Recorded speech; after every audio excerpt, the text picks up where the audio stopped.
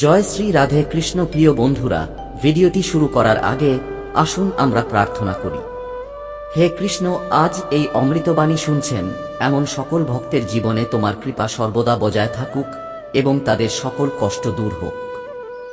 বন্ধুরা, এই চমৎকার বক্তৃতা শোনার আগে তোমাদের চিন্তাভাবনা এবং ভক্তি প্রকাশ করার সময় নিচের মন্তব্যে অবশ্যই রাধে রাধে লিখো। তোমাদের এই ভক্তি আমাদের এই যাত্রাকে আরও অসাধারণ করে তুলবে। এছাড়াও যদি তোমরা আমাদের চ্যানেল কৃষ্ণ সাধনা 2 নতুন হয়ে থাকো, তাহলে এখনই সাবস্ক্রাইব করো এবং বেল বোতামটি টিপো যাতে তোমরা আমাদের প্রতিটি নতুন ভক্তি যাত্রার অংশ হতে পারো। তাই আসুন দেরি না করে এই ঐশ্বরিক যাত্রার দিকে এগিয়ে যাই। শ্রীকৃষ্ণ বলেন, যদি জীবনে কষ্ট পেতে না চাও তাহলে একা থাকতে শিখো। একজন ব্যক্তি যখন জানতে পারে যে এখন তাকে সমর্থন করার কেউ নেই, তখন একা থাকতে শেখে। একা থাকা এবং কখনো কখনো একা কাঁদা একজন ব্যক্তিকে খুব শক্তিশালী করে তোলে। যদি সম্ভব হয় তাহলে একা থাকতে শেখো। যার উপর তুমি সবচেয়ে বেশি নির্ভর করবে সে তোমাকেও সবচেয়ে বেশি কষ্ট দেবে। একা চলতে শেখো। তোমার সাথে থাকা মানুষটি আগামীকালও তোমার সাথে থাকবে এমনটা জরুরি নয়। একা থাকার মধ্যে একটা আলাদা সান্ত্বনা আছে। কারো আসার সুখও নেই, কারো চলে যাওয়ার দুঃখ নেই। সত্যিকারের হৃদয়ের মানুষ জীবনে একা থাকতে পারবে না। তুমি একা রয়ে যাও, কিন্তু ঈশ্বর অবশ্যই এমন মানুষকে সমর্থন করেন। জীবন অনেক অসুবিধায় ভরা এবং সেই অসুবিধাগুলি একাই মোকাবেলা করতে হয়। তোমার সমস্যা হলো তুমি সেই সব মানুষের জন্য সমুদ্র পার হও যারা তোমার জন্য একটি সেতুও পার হয় না। অপমান করে শত্রু তৈরি করার চেয়ে ভালোবাসা দিয়ে বন্ধুত্ব করা ভালো। গাছে নতুন পাতা না পড়ে আসে না। একইভাবে কষ্ট এবং সংগ্রাম ছাড়া মানুষের ভালো দিন আসে না। তোমার মতামত খুবই গুরুত্বপূর্ণ, অন্যথায় তুমি চুপ করে থাকবে এবং মানুষ নিজের কাজ করতে থাকবে। একজন বোকা ব্যক্তি কেবল নিজের ক্ষতি করে না, বরং যে তাকে সাহায্য করে তারও ক্ষতি করে। বলা হয় যে ধর্ম টাকার চেয়ে বেশি গুরুত্বপূর্ণ, কিন্তু মন্দিরে দ্রুত দর্শন পেতে হলে আরও বেশি টাকা দিতে হয়। তুমি কি কখনো ভেবে দেখেছো যে পরিবর্তনশীল সময়ের সাথে সাথে মানুষের জীবনযাত্রাই বদলে যাচ্ছে না, বরং জীবনযাপনের ধরনও বদলে যাচ্ছে? আজকাল অনেকেই আছেন যারা চাকরি ইত্যাদির মতো কোনো বাধ্যবাধকতার কারণে একা থাকেন। আবার কিছু মানুষ আছেন যারা কোনো বাধ্যবাধকতা ছাড়াই নিজের ইচ্ছায় একা থাকতে পছন্দ করেন এবং সত্যিকারের নিষ্ঠার সাথে একা তাদের কাজ করে যান। যারা নিজের ইচ্ছায় একা থাকেন তাদের মধ্যে অনেক মৌলিক গুণাবলী থাকে। এই ধরনের মানুষ খুব দ্রুত জীবনে অনেক কিছু অর্জন করে, এবং অন্যদিকে এমন কিছু মানুষ আছে যারা এক মুহূর্তের জন্য একা থাকতে পারে না। এই ধরনের মানুষ একা থাকা মানে জীবনের জন্য অন্ধকার কোষে বন্দী হওয়ার মতো। তারপর এই ধরনের মানুষ এই ব্যস্ত জীবনে জড়িয়ে পড়ে কারণ তারা একা থাকতে পছন্দ করে না। তাদের নিজেদের জন্য সময় নেই, তাদের কাজের জন্য সময় নেই। তখন এই ধরনের মানুষ আফসোস করে ভাবছে যে যদি তারা এই ব্যস্ত জীবন থেকে দূরে সরে গিয়ে নিজেদের জন্য সময় বের করত, তাহলে আজ এমন দিন আসতো না। কিন্তু একা থাকা আসলে সবার জন্য সহজ কাজ নয়, এবং একা থাকার অর্থ এই নয় যে আমাদের পরিবার, আত্মীয় স্বজন, বন্ধু বান্ধব থেকে দূরে থাকা উচিত। একা থাকারও একটি শিল্প আছে যা আমরা এই গল্পের মাধ্যমে আরও বোঝার চেষ্টা করব। আমরা কিভাবে নির্জনে থাকতে পারি এবং আমাদের কাজ, সম্মান, আমাদের খ্যাতি, আমাদের উজ্জ্বল ভবিষ্যৎ প্রচার করতে পারি। আমরা একা থাকার সেই 7টি অমূল্য গুণ সম্পর্কেও জানতে পারব। তাই আপনাকে এই ভিডিওটি শেষ পর্যন্ত দেখতে হবে। একজন ব্যক্তি একজন গুরুভারের কাছে এসে বললেন, গুরুদেব কি?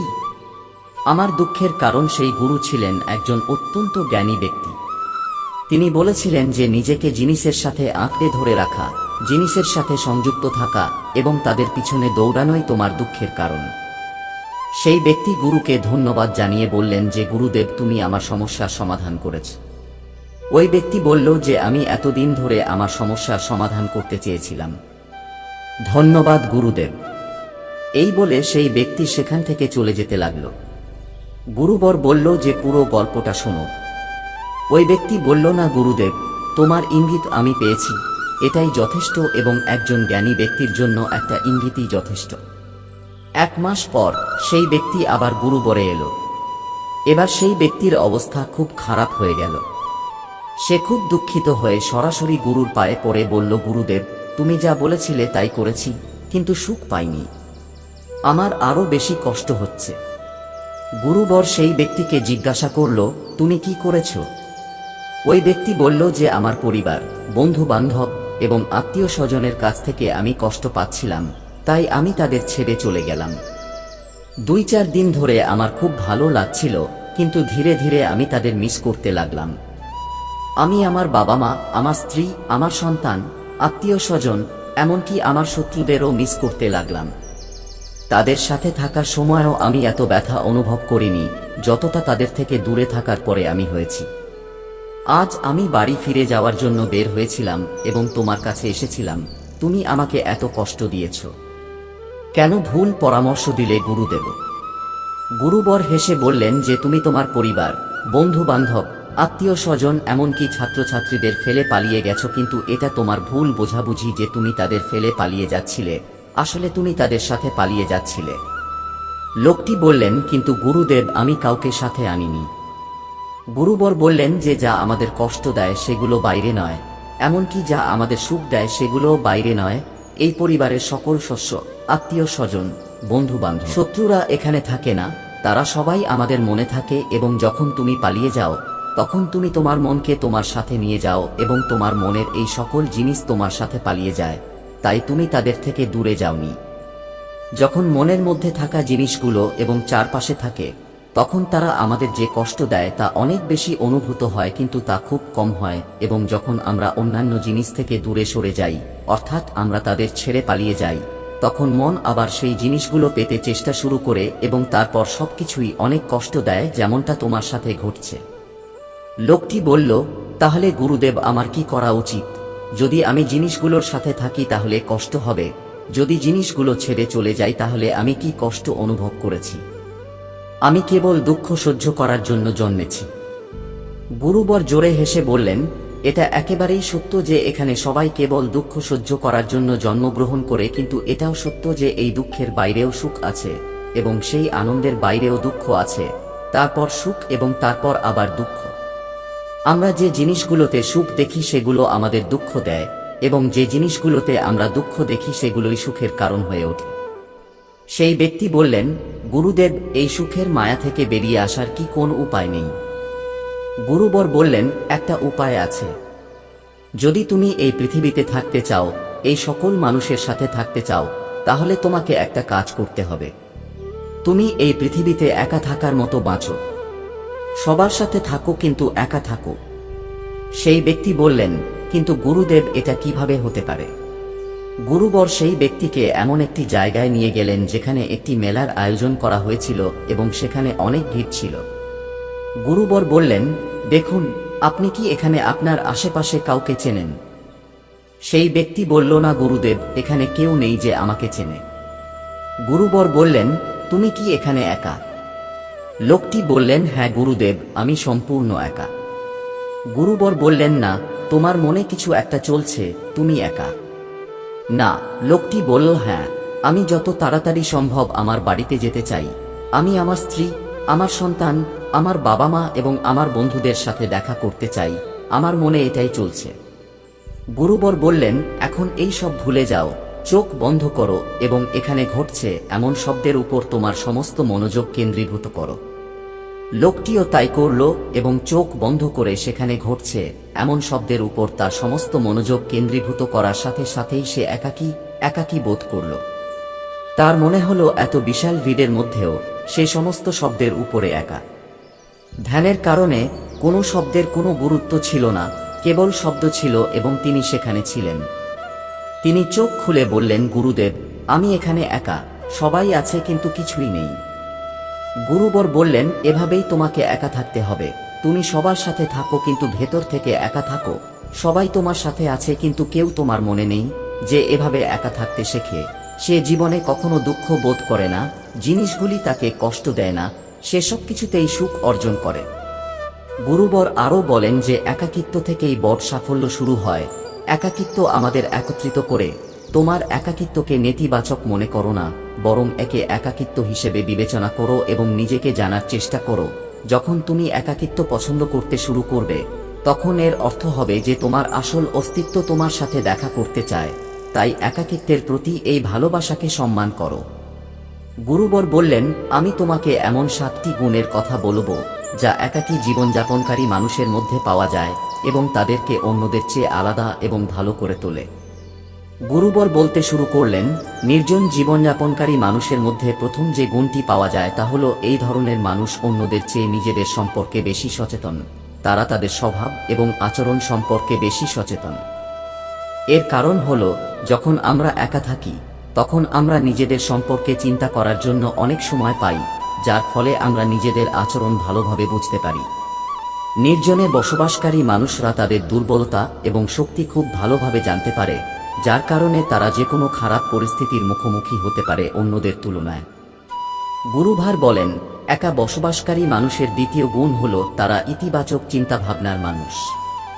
যখন অনেক মানুষ আমাদের সাথে থাকে তখন তুলনা, ঈর্ষা, অহংকার, লোভের মতো খারাপ চিন্তাভাবনা স্বয়ংক্রিয়ভাবে মাথায় আসতে শুরু করে এবং তারপর ব্যক্তি এই চিন্তাভাবনার প্রভাবে আসে এবং ভুল কাজ করতে শুরু করে।